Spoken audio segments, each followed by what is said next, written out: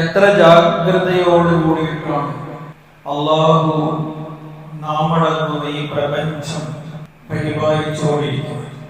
ഉറക്കമോ മയക്കമോ കൂടാതെ നിതാന്തമായ ജാഗ്രതയിൽ ഉണർന്നിരുന്നുകൊണ്ട് നമ്മെ പരിചരിച്ചുകൊണ്ടിരിക്കുകയാണ് അള്ളാഹു ചെയ്യുന്നത്. അല്ലാഹു ലാ ഇലാഹ ഇല്ലാ ഹുവൽ ഹയ്യുൽ ഖയ്യൂം ലാ തഅഖുദുഹു സിനത്തുൻ വലാ നൗം. ഉറക്കമോ മയക്കമോ കൂടാതെ എന്നെന്നും ജീവിച്ചിരിക്കുന്നവനായ അല്ലാഹു. അല്ലാഹു ലാ ഇലാഹ, അങ്ങനെ വേറൊരു സംരക്ഷകനെ, വേറെ നിതാന്തമായ ജാഗ്രത കൈക്കൊണ്ടിരിക്കുന്ന വേറെ ആരാണുള്ളത്? അല്ലാഹുവല്ലാതെ. അവൻ ഹുവർ റഹ്മാൻ, റഹ്മാൻ മാത്രമല്ല റഹീമുമാണ്. ഹുവർ റഹ്മാൻ റഹീം. അവൻ തന്റെ നിഷേധിക്കുന്നവരോട്, വിശ്വസിക്കുന്നവരോട്, വിശ്വസിക്കാത്തവരോട്, എല്ലാവരോടും അതിരറ്റ വാത്സല്യത്തോടെയും കാരുണ്യത്തോടും കൂടിയിട്ടാണ് ഈ ലോകത്ത് ജീവിക്കാൻ ആവശ്യമായ സകലതും അവൻ നൽകുന്നിടത്ത് യാതൊരു പക്ഷപാതിത്വവും അല്ലാഹു കാണിക്കുന്നില്ല. അവൻ റഊഫുർ റഹീം കൂടിയാണ്. എന്താണ് റഊഫ്? നമ്മൾ റഊഫ് കേൾക്കാറുണ്ട്. റഊഫിന്റെ കൂടെ തന്നെ റഹീമും വരാറുണ്ട്. റഊഫ് എന്ന് പറഞ്ഞാൽ സ്നേഹപൂർവ്വം പരിഗണിക്കുന്നവൻ.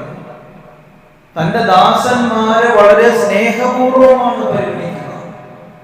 തന്റെ ദാസന്റെ ബുദ്ധിമുട്ടുകൾ മനസ്സിലാക്കിക്കൊണ്ട് മൃദുലതയോടുകൂടി കരുണ ചെയ്യുന്നവൻ. നമ്മൾ അസ്മാഉൽ ഹുസ്നയെ വായിക്കാറുണ്ടല്ലോ. ശരിക്കും അല്ലാഹുവിനെ അറിയുക എന്ന് പറഞ്ഞാൽ ശരിക്കും അസ്മാഉൽ ഹുസ്ന ശരിക്കറിയണം. ആ അസ്മാഉൽ ഹുസ്നയിൽപ്പെട്ട നാമമാണ് റഊഫുർ റഹീം. അവൻ ഗഫൂറാണ്, പുറത്തു തരുന്നവനാണ്. വദൂദാണ്, ലത്തീഫാണ്. അങ്ങനെ എന്തോരം സവിശേഷമായ ഗുണങ്ങൾ എല്ലാം തന്നെ അല്ലാഹുവിനോട് തന്റെ ദാസനോടുള്ള വാത്സല്യം, സ്നേഹം അറിയിക്കുന്ന പദങ്ങളാണ്. വിശുദ്ധ ഖുർആൻ ഇങ്ങനെ എടുത്ത് പരിശോധിച്ചു നോക്കുക. ഓരോ കാര്യങ്ങൾ ഇങ്ങനെ പറഞ്ഞിട്ട് ചിലപ്പോ വളരെ താക്കീതിന്റെ സ്വരത്തിൽ വലിയ ശിക്ഷയെ കുറിച്ച് പറയുമ്പോൾ തന്നെ അല്ലാഹു ഗഫൂറുർ റഹീമാണ്. ശിക്ഷിക്കുന്നതൊക്കെ പറഞ്ഞിട്ട് നമ്മൾ പേടിക്കണ്ട കേട്ടോ. അല്ലാഹു പുറത്തു തരും, ഞാൻ പുറത്തു തരും, ഞാൻ കാരുണ്യമാണ്, ഞാൻ സ്നേഹമാണ്, ഞാൻ മൃദുലത കൈക്കൊള്ളുന്നവനാണ്. അല്ലാഹുവിന്റെ കോപത്തേക്കാൾ, അല്ലാഹുവിന്റെ ശിക്ഷയേക്കാൾ മുന്നിട്ട് നിൽക്കുന്ന വ്യത്യസ്തങ്ങളായ പദങ്ങൾ. എന്തിനാണ് അല്ലാഹു വിശുദ്ധ ഖുർആനിലൂടെ ഇങ്ങനെ പദങ്ങൾ നമ്മെ പരിചയപ്പെടുത്തുന്നത്? നമ്മൾ പറയാറില്ല, പൊന്നെ, കരളെ, ചക്കരല്ലേ, എന്റെ മുത്തേന്ന് വിളിക്കാറില്ലേ? ഏറ്റവും ഇഷ്ടം തോന്നുന്നു. എത്ര പദാവലികളാണ് നമ്മൾ ഉപയോഗിക്കുന്നത്. അല്ലാഹുവിന്റെ വ്യത്യസ്തമായ തന്റെ അടിയാറുകളോടുള്ള നബ്ബി ഇബാദി അന്നി അനൽ ഗഫൂറുർ റഹീം, എന്റെ ഈ കാരുണ്യത്തെയും പൊറുക്കലിനെയും പറ്റിയിട്ട് തന്റെ ദാസന്മാരെ റസൂലുള്ളാഹി സ്വല്ലല്ലാഹു അലൈഹി വസല്ലമയോട് അറിയിച്ചു കൊടുക്കാൻ പറയുകയാണ്. ഹിദായത്തിനും മഗ്ഫിറത്തിനും ഇടയിൽ അല്ലാഹു നമുക്ക് ഹിദായത്ത് നൽകി. അതിൻ്റെ ഇടയിൽ അല്ലാഹുവിന്റെ കാരുണ്യം അനുഭവിച്ചുകൊണ്ടിരിക്കെ തന്നെ നമ്മൾ അവനെ ധിക്കരിച്ചാൽ പോലും വീണ്ടും ആ ഹിദായത്തിന്റെ അല്ലാഹുവിന്റെ തൃപ്തിയുടെ മാർഗത്തിലൂടെ നമുക്ക് ചലിക്കാൻ അല്ലാഹു ഗഫൂറാകുന്ന, പുറത്തു തരുമെന്ന ഒരു പദവി കൂടി, വിശേഷണം കൂടി നമ്മെ പഠിപ്പിക്കുകയാണ്. وَإِذَا سَأَلَكَ عِبَادِي عَنِّي فَإِنِّي قَرِيبٌ أُجِيبُ دَعْوَةَ الدَّاعِ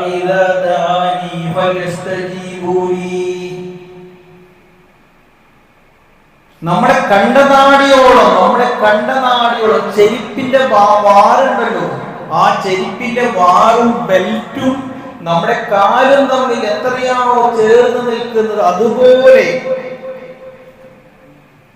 അള്ളാഹു നമ്മോട് ചേർന്ന് നിൽക്കുന്നുവെന്നാണ്. ഒരിക്കലും മരുഭൂമിയിൽ തന്റെ കുട്ടി നഷ്ടപ്പെട്ടിട്ട് മാതാവ് ഇങ്ങനെ നെഞ്ചത്തൊക്കെ കൈയിട്ട് അടിച്ചുകൊണ്ട് ആ കുട്ടീനെ ഇങ്ങനെ അന്വേഷിച്ച് നടക്കുക.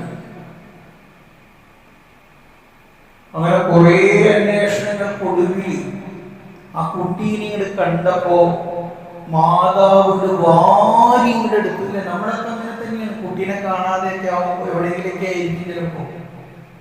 പെട്ടെന്ന് ഇങ്ങനെ കാണുമ്പോ നമ്മുടെ മനസ്സിൽ നിന്ന് വരുന്ന ഒരു സ്നേഹമുണ്ടല്ലോ,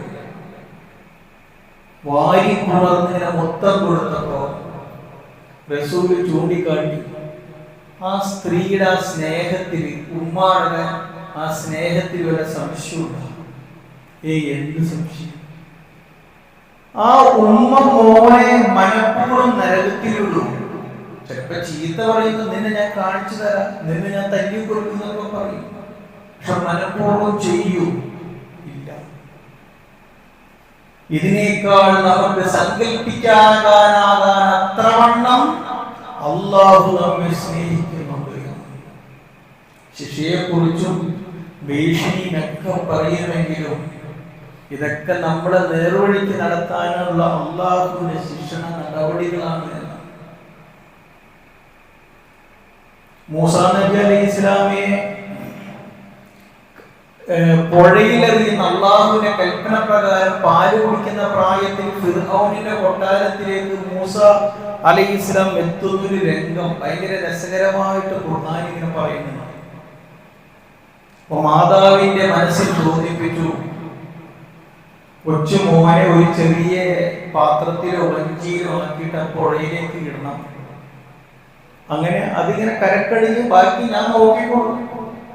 അവിടെ അള്ളാഹു പറയുന്ന ഒരു പ്രയോഗമുണ്ട്, വഅൽഖൈതു അലൈക മുഹബ്ബതൻ മിന്നി വഅൽഖൈതു അലൈക മുഹബ്ബതൻ മിന്നി വലിതുസ്ന അലയ്യ അന്നി ഐനി. ആ മാതാവിലേക്ക് അള്ളാഹു സ്നേഹം എറിഞ്ഞു കൊടുത്തു എന്നാണ്. അൽഖൈതു എന്ന് പറഞ്ഞാൽ ലത്തിയ എന്ന് പറഞ്ഞാൽ കണ്ടുമുട്ടി എന്നാണ്. സ്നേഹം കണ്ടുമുട്ടി എന്നാണ്. സ്നേഹം അല്ലാഹു മാതാവിൽ അൽഖൈതു അലൈക മുഹബ്ബതൻ മിന്നി, എന്നിൽ നിന്നുള്ള സ്നേഹം എറിഞ്ഞു കൊടുത്തു എന്നാണ്. നമ്മൾ കുട്ടികൾക്കൊക്കെ ഫ്ലൈയിങ് കൊടുക്കും, യാത്രയൊക്കെ പറയുമ്പോ അതുണ്ടാക്കുന്ന ഒരു ബന്ധമുണ്ട്. ടാറ്റയൊക്കെ പറയുന്നത് ചുണ്ടത്ത് കാണിച്ചു ഇങ്ങനെ എറിഞ്ഞു കൊടുക്കും, അല്ലെങ്കിൽ കുട്ടി ഇങ്ങോട്ട് തരും. ശരിക്കും കൊച്ചു കുഞ്ഞുങ്ങളൊക്കെ നമ്മളിലേക്ക് ഇങ്ങനെ അറിയുമ്പോ നമ്മുടെ മനസ്സിലാണത് നടക്കുന്നത്. നിങ്ങളെ തിരിച്ചു ചിന്തിച്ചു നോക്കി, അള്ളാഹ് അങ്ങനെ സ്നേഹം ഇങ്ങനെ എറിഞ്ഞിങ്ങനെ തരുമ്പോ അത് നമ്മുടെ മുഹബ്ബതൻ മിന്നി വലിതുസ്ന അലയ്യ ഐനി, ഞാൻ ആ സംരക്ഷണത്തിൽ അല്ലാഹു ഞാൻ മേൽനോട്ടത്തിൽ പൂർണ്ണമായിട്ട് ഞാൻ മാറുകയാണ്. അല്ലാഹു നമ്മെ അങ്ങനെയാണ് സ്നേഹിക്കുന്നത്. ദാവൂദ് നബി അലൈഹിസ്സലാം അദ്ദേഹം അല്ലാഹുവിനോട് പ്രാർത്ഥിക്കുന്നു, അല്ലാഹുമ്മ ഇന്നി അസ്അലുക ഹുബ്ബക വ ഹുബ്ബ മൻ യുഹിബ്ബുക വൽ അമലല്ലദി ഹുബ്ബുക. പടച്ചവനെ, ഞാൻ നിന്നോട് നിന്റെ സ്നേഹം ചോദിക്കുന്നു. അല്ലാഹുമ്മ ഇന്നി അസ്അലുക ഹുബ്ബക, നിന്റെ സ്നേഹം ഞാൻ ചോദിക്കുന്നു. വ ഹുബ്ബ മൻ യുഹിബ്ബുക, നിന്നെ സ്നേഹിക്കുന്നവരുടെ സ്നേഹവും ഞാൻ ചോദിക്കുന്നു. നിന്നെ സ്നേഹിക്കുന്നവരുടെ സ്നേഹവും ഞാൻ ചോദിക്കുന്നു. കഴിഞ്ഞ ഖുതുബയിൽ നമ്മൾ തമ്മിലുണ്ടാകേണ്ടുന്ന പരസ്പര ബന്ധങ്ങൾ ഇല്ലേ, നമുക്ക് എന്തുകൊണ്ട് ഐ ലവ് യു, ഞാൻ നിന്നെ സ്നേഹിക്കുന്നു എന്ന് പറയാൻ, എന്റെ സ്നേഹം നിങ്ങൾ അല്ലാഹുവിന്റെ തൃപ്തിയിൽ മുൻനിർത്തിക്കൊണ്ട് ഞാൻ നിന്നെ സ്നേഹിക്കുമ്പോൾ അല്ലാഹു നമ്മളോട് ചോദിക്കും, എന്റെ മഹത്വത്തെ മുൻനിർത്തിക്കൊണ്ട് സ്നേഹിച്ചവരെവിടെ? വൽ അമലല്ലദീ യുഹിബ്ബക, കർമ്മങ്ങൾ, നീ ഇഷ്ടപ്പെടുന്ന കർമ്മങ്ങൾ ചെയ്യാൻ.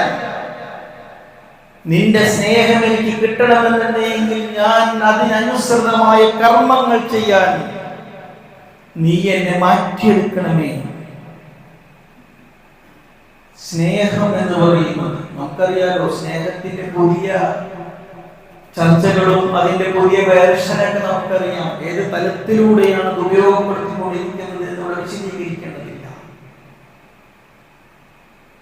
സ്നേഹം കൊതിക്കുന്ന, സ്നേഹം വഴിമാറിപ്പോകുന്ന, സ്നേഹം വേലി ചാടുന്ന, വഴിതെറ്റിപ്പോകുന്ന പല കാലഘട്ടങ്ങളിലൂടെയാണ് നമ്മൾ ജീവിച്ചുകൊണ്ടിരിക്കുന്നത്. അതവിടെ ഇരിക്കട്ടെ. അല്ലാഹുവിന്റെ സ്നേഹം നമുക്കുള്ള സമ്മാനമാണ്. ആ സ്നേഹം നമ്മൾ എപ്പോഴും ചോദിച്ചുകൊണ്ടേയിരിക്കണം. നമ്മൾ ചോദിക്കാറുണ്ട്, പടച്ചോനെ നീ എന്നെ സ്നേഹിക്കണമേ എന്ന്, നിന്റെ തൃപ്തി എനിക്ക് വേണമേ എന്ന്, നിന്നോടുള്ള സ്നേഹം കൊണ്ട് നിന്നെ കണ്ടുമുട്ടാനുള്ള തൗഫീഖ് എനിക്ക് നൽകണമേ എന്ന് നമ്മൾ ആരെങ്കിലും ചോദിക്കാറുണ്ട്. എന്തെങ്കിലും പടച്ചോനെ നീ എന്നെ സ്നേഹിക്കണമേ, നീ എന്നെ ഇഷ്ടപ്പെടണമേ എന്ന് നമ്മൾ ചോദിക്കണം. വിശുദ്ധ ഖുർആനിലെ ഒരുപാട് സ്ഥലങ്ങളിൽ അല്ലാഹുവിന്റെ സ്നേഹം ലഭിക്കാനുള്ള വഴികൾ ഇങ്ങനെ വിശദീകരിക്കുന്നത്, എല്ലാം വിശദീകരിച്ച് പറയേണ്ടതാണ്. ഇപ്പോഴത്തെ സമയത്തിന്റെ ആ പരിമിതി വെച്ചുകൊണ്ട് സൂചിപ്പിക്കുക മാത്രമാണ് ചെയ്യുന്നത്. നമ്മളത് ഡെവലപ്പ് ചെയ്യണം. അല്ലാഹുവിന്റെ സ്നേഹം ലഭിക്കാൻ എത്ര കരുതലോടുകൂടി അല്ലാഹു നമ്മെ സംരക്ഷിച്ചു കൊണ്ടിരിക്കെ അല്ലാഹുവിനോട് സ്നേഹമില്ലാത്തവരായിട്ട് മാറുവാൻ പാടുള്ളതല്ല. അതിൽ ഒന്നാമത് ഇന്നല്ലാഹ യുഹിബ്ബുൽ മുത്തഖീൻ. ആരെയാണ് അല്ലാഹു സ്നേഹിക്കുന്നത്? ജീവിതത്തിൽ തഖ്വ പുലർത്തുന്നവനെയാണ് അല്ലാഹു സ്നേഹിക്കുന്നത്. ഇന്നല്ലാഹ യുഹിബ്ബുൽ മുത്തഖീൻ. എന്താണ് തഖ്വ എന്ന് പറഞ്ഞാൽ? എന്റെ ജീവിതത്തിന്റെ ഏത് മേഖലയിലും ഞാൻ പെരുമാറുന്ന എന്റെ ജീവിതത്തിന്റെ വ്യവഹാരങ്ങളിൽ, ഇടപാടുകളിൽ അവിടെ അല്ലാഹുവിന്റെ അതൃപ്തിക്ക് കാരണമാകുന്ന വല്ലതും സംഭവിക്കുന്നുണ്ടോ? ഇപ്പൊ മക്കളൊക്കെ ചിലപ്പോ ബാപ്പാക്ക് ഇഷ്ടപ്പെടാത്തത് ഇപ്പൊ അങ്ങനെ വളരെ കുറവാണ്. ഇപ്പൊ നേരെ തിരിച്ചിട്ടാണ്. ബാപ്പമാര് മക്കളുടെയൊക്കെ തൃപ്തിക്കൊക്കെ കുറവുകളൊന്നും വരുന്നുണ്ടോ എന്ന് ഓർത്തിട്ടാണ് ബാപ്പമാര് ജീവിക്കുന്നത്. പണ്ട് അങ്ങനെയല്ല. മക്കളൊക്കെ ബാപ്പാടെ തൃപ്തിക്കനുസരിച്ചിട്ടാണ് നിന്നിരുന്നത്. എന്തോ ആവട്ടെ, നമ്മൾ വല്ലാതെ ഇഷ്ടപ്പെടുന്ന അതല്ലെങ്കിൽ ഇടപെടുന്ന മേഖലകളിൽ കോട്ടങ്ങൾ വരാതെ, അത് സാമ്പത്തിക മേഖലയായിരിക്കും, സാംസ്കാരിക മേഖലയായിരിക്കും, കുടുംബമായിരിക്കും, വിദ്യാഭ്യാസമായിരിക്കും, എന്തുമാകട്ടെ, സ്കൂളിൽ വളരെ കൃത്യനിഷ്ഠയുള്ളിടത്ത് ആ ടീച്ചറുടെ അല്ലെങ്കിൽ അവിടുത്തെ പ്രിൻസിപ്പാളുടെ മേലധികാരിയുടെ ഇഷ്ടം കിട്ടാൻ എത്ര കൃത്യമായിട്ടാണ് മക്കൾ നിൽക്കുക. മേലുദ്യോഗസ്ഥന്റെ തൃപ്തിക്ക് വേണ്ടിയിട്ട് താഴെ ഘടകത്തിലുള്ളവർ എത്ര വിനയാന്വിതനായിട്ടാണ് നിൽക്കുക. അതൃപ്തി അവിടെ ഉണ്ടാകാതിരിക്കാൻ നമ്മൾ കൃത്യമായി ശ്രദ്ധിക്കും. അതാണ് തഖ്വ എന്ന് പറയുന്നത്. തഖ്വ എന്ന് പറയുമ്പോൾ നമസ്കാരം, നോമ്പും നമ്മുടെ ആരാധന, ബാക്കി പുറത്തിറങ്ങിയ വേറെ എന്തെങ്കിലും ഒന്നല്ല.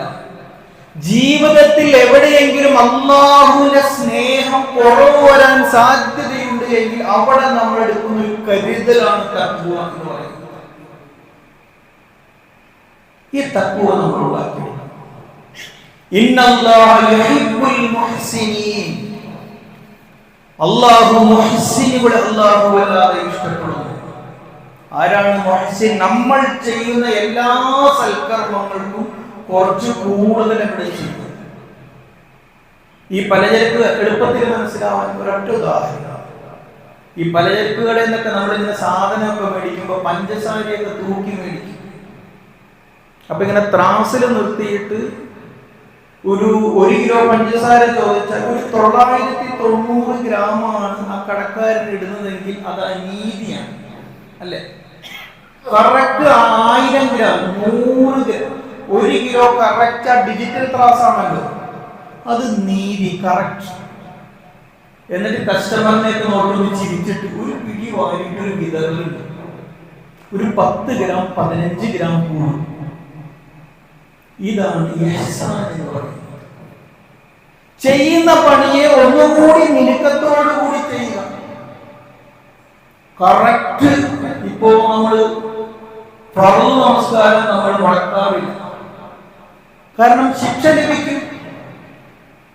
അതേസമയം പല സുന്നത്തുകളും നമ്മൾ നിർവഹിക്കാറില്ല. എന്താ കാരണം? അത് കുറ്റമില്ല, വേണമെങ്കിൽ ചെയ്താൽ മതി. അല്ല, എന്റെ ഇഹ്സാൻ, ഞാൻ മുഹ്സിനാകണമെങ്കിൽ ഇന്നല്ലാഹ യുഹിബ്ബുൽ മുഹ്സിനീൻ,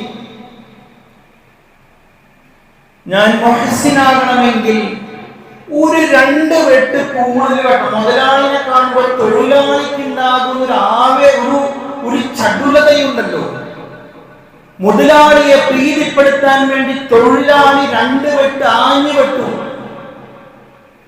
അല്ലാഹുവിന്റെ ഇഹ്സാൻ പ്രതീക്ഷിച്ചുകൊണ്ട് നമ്മൾ ചെയ്യുന്ന എല്ലാ കർമ്മങ്ങൾക്കും ഒരു മുൻതൂക്കം കൊടുക്കുക. സലാത്ത്, ദിക്ർ, സദഖ ഒക്കെ എന്തുമാകട്ടെ, അതിൽ കുറച്ചങ്ങട് മുൻതൂക്കം, ഒരു നന്മ. ഇതാണ് രണ്ടാമതായി. മൂന്നാമതായിട്ടുള്ളത് ഇന്നല്ലാഹ യുഹിബ്ബുൽ തവ്വാബീൻ വയുഹിബ്ബുൽ മുതതഹ്ഹിരീൻ. നമ്മുടെ ദൗർബല്യമാണ് എന്ത്? മനുഷ്യ സഹജമായ ജന്മസിദ്ധമായ വൈകല്യമാണ്. നമ്മൾ അബദ്ധങ്ങൾ ചെയ്യും, തെറ്റ് ചെയ്യും, പാപികളാണ് നമ്മൾ. നമ്മുടെ മനസ്സ് പലപ്പോഴും തെറ്റിലേക്കാണ് വഴുതിപ്പോയിക്കൊണ്ടിരിക്കുന്നത്. ഇത് അല്ലാഹുവിനറിയാം. ഈ പാപം ചെയ്തുകൊണ്ട് അല്ലാഹുവിനെ സ്നേഹിക്കാൻ നമുക്ക് കഴിയുകയില്ല. അല്ലാഹു ആഗ്രഹിക്കുന്നത് തന്റെ ദാസന്മാർ അല്ലാഹുവിനെ സ്നേഹിക്കണമെന്നാണ്. നമ്മൾ അങ്ങനെയില്ലേ? നമുക്ക് വളരെ വേണ്ടപ്പെട്ട ആൾ എന്നെ സ്നേഹിക്കണമെന്ന് ഞാൻ ആഗ്രഹിക്കൂലേ? എന്നോട് വളരെ നല്ല നിലക്ക് പെരുമാറുന്ന ആളുടെ സ്നേഹം എനിക്ക് ലഭിക്കണമെന്ന് ഞാൻ ആഗ്രഹിക്കുന്നത് പോലെ അല്ലാഹു ആഗ്രഹിക്കുന്നു തന്റെ അടിയാറുകൾ തന്നെ സ്നേഹിക്കണം. ആ സ്നേഹത്തിന് തടസ്സമായി നിൽക്കുന്ന പാപമാണ് എങ്കിൽ ആ പാപം വരെ അല്ലാഹു ഇല്ലാതെയാക്കി തരും. എങ്ങനെ ഇല്ലാതെയാക്കി തരും? നമ്മൾ അല്ലാഹുവിനോട് പശ്ചാത്തപിച്ചുകൊണ്ട് നടക്കണം. സംശുദ്ധരായിട്ട് ഇന്നല്ലാഹ യുഹിബ്ബുൽ മുതതഹ്ഹിരീൻ, അല്ലാഹുവിനോട് നമ്മൾ ചോദിക്കണം. ഇടക്കൊക്കെ സദഖ ചെയ്യുന്ന ആളോട് തന്നെ എപ്പോഴും ചെന്നിട്ട് ചോദിച്ചു കഴിഞ്ഞാൽ ചിലപ്പോൾ മൂപ്പർക്ക് ദേഷ്യം വരും.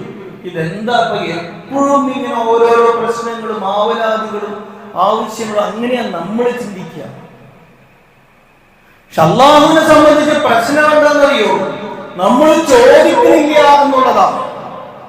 എന്തുകൊണ്ട് ചോദിക്കണില്ല? നിങ്ങൾ ചോദിക്കൂ. ചോദിക്കുന്തോറും അല്ലാഹുവിനോട് നമ്മളോടുള്ള ഇഷ്ടം കൂടി വരുമെന്നാണ്. അല്ലാഹുവിനോട് ചോദിക്കുന്നിടത്ത് യാതൊരു ലുബ്ധതയുമില്ലാതെ ചോദിക്കുന്തോറും അതിന്റെ സന്ദർഭങ്ങൾ അനുസരിച്ചുകൊണ്ട് അല്ലാഹു നമുക്കത് വകവെച്ച് തരും എന്നുള്ളതാണ്. മറ്റൊന്ന് ഇന്നല്ലാഹ യുഹിബ്ബുൽ മുതവക്കിലീൻ, അല്ലാഹുവിനെ ആശ്രയിക്കുന്നവരെ. ആരുമില്ലാത്തിടത്ത് ഞാൻ ഒറ്റപ്പെട്ടു പോയി എന്നിടത്ത് എനിക്ക് പരമേൽപ്പിക്കാൻ, എനിക്ക് അഭയം കണ്ടെത്താൻ ഒരു അത്താണിയായിട്ട് മാറാൻ. നമ്മളൊക്കെ ദീർഘദൂരം യാത്ര ചെയ്യുന്നവരാണല്ലോ. ഇപ്പൊ രാത്രി 12 മണിക്ക്, ഞാൻ ഇന്നലെ ട്രെയിനിൽ കയറുന്നത് രാത്രി 1 മണിക്കാണ്. ഞാൻ ആ വാഹനം ഓടിക്കുന്ന ഡ്രൈവറിലുള്ള വിശ്വാസം, അദ്ദേഹം ഉറങ്ങുകയില്ല. ഇന്നിവിടെ ഖുതുബ പറയാൻ രാവിലെ 9 മണിക്ക് കുമ്പള റെയിൽവേ സ്റ്റേഷനിൽ എന്നെ സുരക്ഷിതമായിട്ട് എത്തിക്കുമെന്ന് എന്റെ അടിയുറച്ച ബോധ്യം. ആ ഡ്രൈവർ ഉറങ്ങിക്കളയും, ചിലപ്പോ വേറെ ഒരു അശ്രദ്ധനായി മാറും ഉറപ്പുണ്ടെങ്കിൽ ഞാൻ ആ വണ്ടി കേറൂല. ഇതാണ് തവക്കൽ എന്ന് പറയുന്നത്. എനിക്ക് ആശ്രയിക്കാൻ കഴിയണം. എന്നെ അല്ലാഹു ഏത് പ്രതിസന്ധി കാലഘട്ടത്തിലും അല്ലാഹു എന്നെ കൈയൊഴിയുകയില്ല. ഇതിനോട് ചേർത്ത് തന്നെ, തവക്കലിനോട് തന്നെ ചേർത്ത് തന്നെ നമ്മുടെ ക്ഷമ എന്ന് പറയുന്നത്. ഇന്നല്ലാഹ യുഹിബ്ബുസ് സാബിരീൻ, അള്ളാഹു ക്ഷമാലുക്കളുടെ കൂടെയാണ്. നമ്മളെന്താ വിചാരിച്ചേക്കണം? ഒരു കുഴപ്പവുമില്ല, പ്രതിസന്ധിയുമില്ല, വിഷമവുമില്ല, സുഖമായി ഇങ്ങനെ കഴിയുന്ന ഒരാളെ കാണുമ്പോൾ നമ്മളെന്താ വിചാരിച്ചേക്കണം? അള്ളാഹു അയാളെ ഇഷ്ടപ്പെടുന്നു എന്നാണ്. അല്ല, ഇഷ്ടപ്പെടുന്നത് വേറെ കാര്യം. പ്രതിസന്ധി ഘട്ടങ്ങളൊക്കെ വരുന്നത് അള്ളാഹു നമ്മെ കൈയൊഴിയുകയല്ല. ആ പ്രതിസന്ധി ഘട്ടങ്ങളിൽ ഈമാൻ കൈവിടാതെ കണ്ട് ക്ഷമിക്കാൻ പ്രേരിപ്പിക്കുന്നില്ലേ നമ്മെ? എന്നിൽ ക്ഷമ കൈക്കൊള്ളാൻ, എന്റെ വേണ്ടപ്പെട്ടവർ എന്നിൽ നിന്ന് മൃതിയടഞ്ഞു പോകുമ്പോൾ, കൈവിട്ടു പോകുമ്പോൾ, മരണമടഞ്ഞു പോകുമ്പോൾ, എനിക്ക് വലിയ വലിയ നാശനഷ്ടങ്ങൾ വരുമ്പോൾ, എനിക്ക് വലിയ രോഗങ്ങൾ വരുമ്പോൾ ഞാൻ ക്ഷമിക്കുന്നത് അള്ളാഹു എന്നെ സ്നേഹിക്കുന്നത് കൊണ്ടാണ്. ഈ ക്ഷമയിലായിരുന്നുവെങ്കിൽ ഞാൻ നിരാശനാവുകയും ഒരുപക്ഷെ ആത്മഹത്യയിലേക്ക് നമ്മെ കൊടുത്തിരിക്കുകയും ചെയ്യുമായിരുന്നു. ഇതില്ലാതെ കണ്ട് ഈമാനോടുകൂടി നമുക്ക് മുന്നോട്ട് പോകാൻ നമ്മെ പ്രേരിപ്പിക്കുന്നത് ഈ ഒരു സ്വഭാവം. നിങ്ങൾ ഓർത്തു നോക്കുക, നമ്മൾക്ക് പലപ്പോഴും നമ്മൾ തെറ്റുകളൊക്കെ ചെയ്യാൻ നമുക്ക് തോന്നാറുണ്ട്. അവിടെ നമ്മെ ഹിദായത്തിൽ തന്നെ, നന്മയിൽ തന്നെ അത് വേണ്ട എന്ന് തോന്നിപ്പിക്കാൻ നമ്മുടെ മനസ്സ് എപ്പോഴും എന്തിനും തെറ്റിലേക്ക് ഇങ്ങനെ നമ്മെ ഇങ്ങനെ പിടിച്ചു വലിച്ചുകൊണ്ടിരിക്കെ, അതിനെ മറികടന്നുകൊണ്ട് നമ്മൾ അതിനെ തടുത്തു നിർത്താനുള്ള എൻ്റെ ഈമാനികമായൊരു മനസ്സ്, ആ ഒരു ഹിദായത്തിന്റെ മനസ്സ്,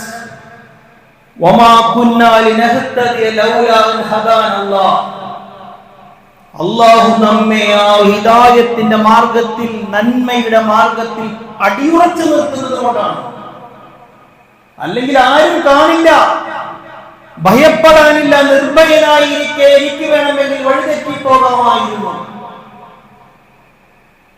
ചില സമയത്തൊക്കെ നിങ്ങൾ ശ്രദ്ധിച്ചിട്ടുണ്ടോ? പ്രത്യേകിച്ച് ഈ മഗ്‌രിബ് നമസ്കാരത്തിലൊക്കെ നമ്മളൊക്കെ ഇങ്ങനെ യാത്രയിലോ മറ്റെന്തെങ്കിലും കളി വിനോദങ്ങളിലൊക്കെ ആയിരിക്കെ, പടച്ചവനെ മഗ്‌രിബിന്റെ സമയമായല്ലോ, ഞാൻ നമസ്കരിച്ചിട്ടില്ലല്ലോ, ഉള്ളിലൊരു പടപടപ്പ്, ചങ്കിടിപ്പില്ലേ?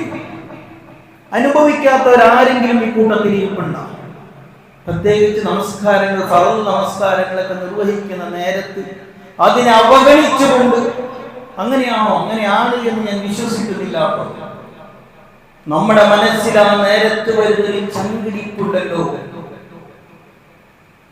അള്ളാഹു നമ്മെ സ്നേഹിക്കുന്നത് കൊണ്ടാണ്.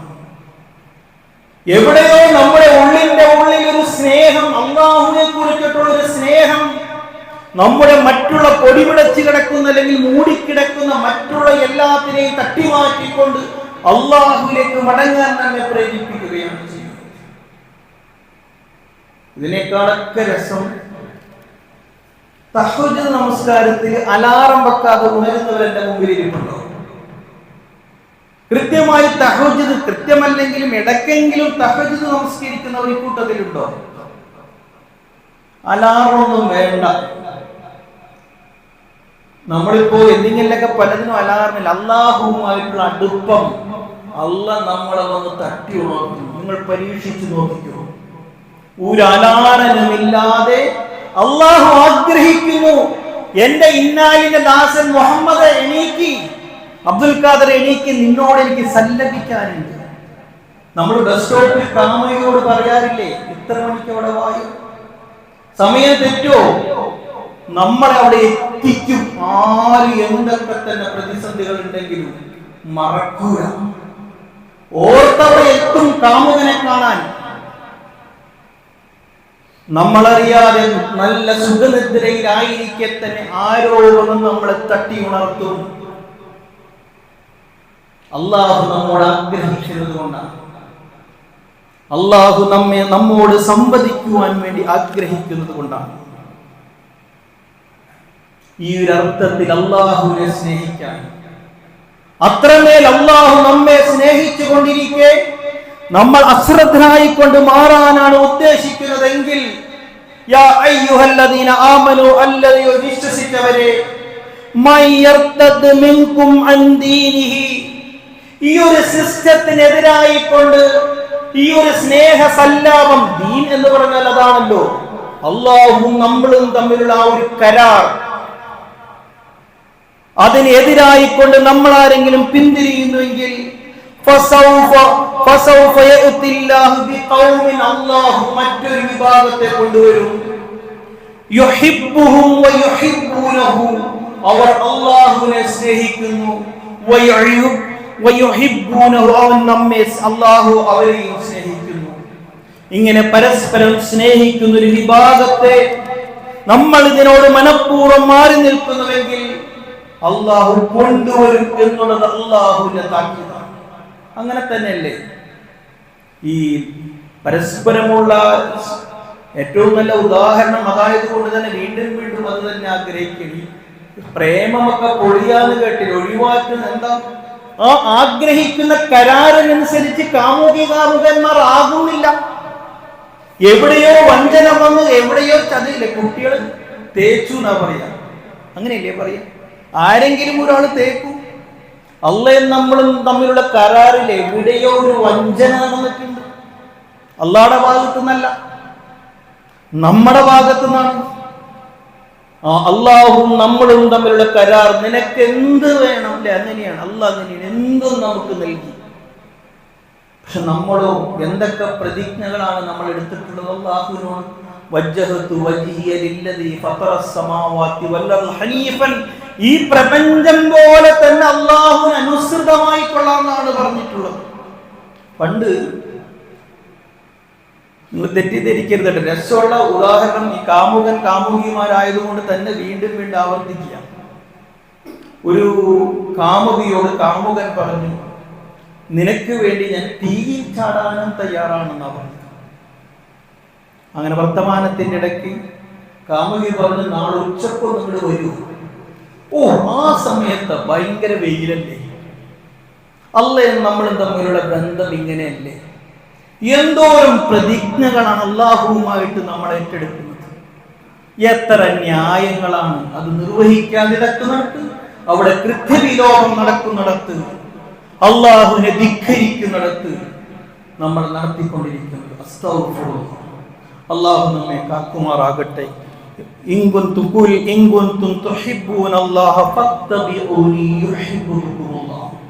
അവസാനിപ്പിച്ച് പറയുവാനുള്ളത്, അള്ളാഹുവിന്റെ റസൂൽ, ആ സ്നേഹം നിലനിർത്താനുള്ള ഹിദായത്തിന്റെ മാർഗം അള്ളാഹു നമ്മെ പഠിപ്പിച്ചു തന്നിട്ടുണ്ട്.